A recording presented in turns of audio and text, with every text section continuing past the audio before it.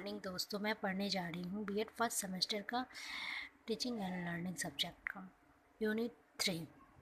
अधिगम के संप्रत्यय महत्व तथा प्रकारों का वर्णन करें। Describe the concept important and type of learning. अधिगम का अर्थ, मीनिंग ऑफ लर्निंग। अधिगम शिक्षा मनोविज्ञान का केंद्र बिंदु है। अधिगम शिक्षा मनोविज्ञान का दिल है। शिक्षा के क्षेत्र में अधिगम एक विशेष महत्व है क्योंकि शिक्षा का उद्देश्य सीखना अधिगम है। शिक्षा का उद्देश्य यह होता है कि वो सीखने का कार्य होता है, जिसे शिक्षा देने का अर्थ सीखना है। और यह हम कह सकते हैं कि learning the heart of all education is attempt to learn.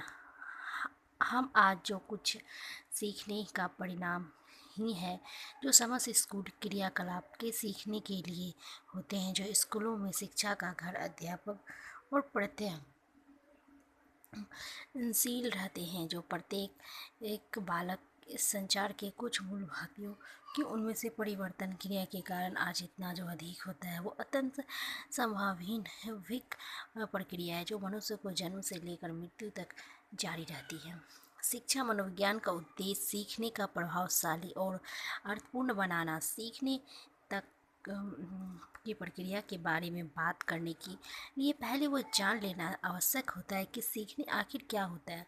उदाहरण के लिए, यदि किसी छोटे बच्चे के सम्मुख कोई जलता हुआ लैंप रखा जाए तो स्वाभाविक है कि उसे कष्ट होता है, और परंतु वह हाथ दीप शिखा से खींच लेता है तो वह पूरा सम्मुख दीप लाया जाता है, उसे दूर भगाने के लिए प्रयत्न करता है। इस प्रकार उसके संभाविक व्यवहार को जो परिवर्तन होता है, इस प्रक्रिया को सीखना कहा जाता है। और यह सीखने के आधार पे अर्थ मानसिक क्रिया जिसने संभाविक व्यवहार को भूतकालीन एवं व्यवहार के उन्नतशील परिवर्तन होता है। अधिगम, दूसरा पॉइंट पढ़ते हैं गाइस। अधिगम या सीखने की परिभाषा है। Defines of learning. विभिन्न मनोवैज्ञानिकों के अपने अपने विचार अनुसार सीखने का परिभाषा दी गई है, जिनमें से कुछ निम्नलिखित हैं। गेट्स के अनुसार निम्नलिखित में अनुभव द्वारा व्यवहार में परिवर्तन, learning modification of behaviour through experience. गेट्स। दूसरा टॉपिक पढ़ती हूँ गाइस।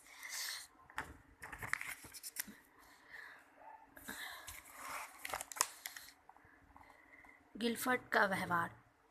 गिलफर्ड के अनुसार व्यवहार को फलस्वरूप व्यवहार में किसी भी प्रकार में परिवर्तन होना या अधिगम है।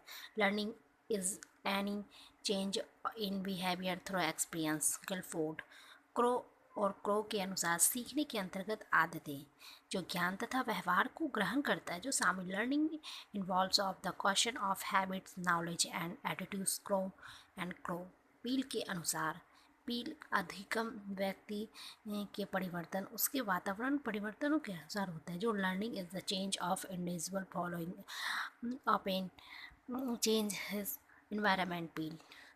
हिलगॉर्ड एंड एटिकन्सन के अनुसार जो अधिगम लर्निंग भावों के फलस्वरूप व्यवहार बातों में अपेक्षाकृत की लर्निंग में defined as the relatively permanent change the behaviour that occur as result of prior experience. Hilgard and the एटिकन्स्टोन।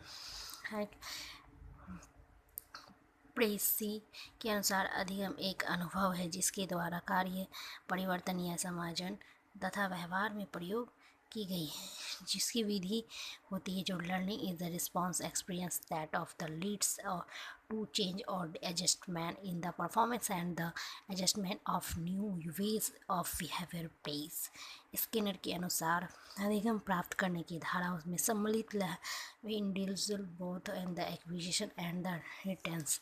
Skinner, Kingsley और गैरी के अनुसार अधिगम ऐसी प्रक्रिया है जिसके व्यवहार अभ्यास के प्रशिक्षण द्वारा जन्म होता है, और यह परिवर्तन था। Learning is a process by which behaviour is the organised of change through practice of training.